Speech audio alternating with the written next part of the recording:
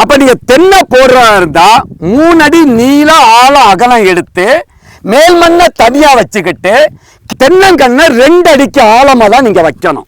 ஏன்னா இது வறட்சி பூமி, எங்கிருந்து பார்த்தாலும் நேரா வரணும். வளைவு தெரியக்கூடாது. ஒட்டு ரகங்கள் 2 வருஷத்துலயும் நாட்டு ரகம் 4வது 5வது வருஷத்துல பாலைகள் வர ஆரம்பிச்சிடும். தென்னை ஒட்டு ரகங்கள் போடுறதா இருந்தா 20 அடி 22 அடி, நாட்டு ரகம் போடுறதா இருந்தா 25 அடி இடைவெளியில மாஞ்செடி போட்டாலும் 20 அடிக்கு ஒண்ணு மாஞ்செடி போடுங்க.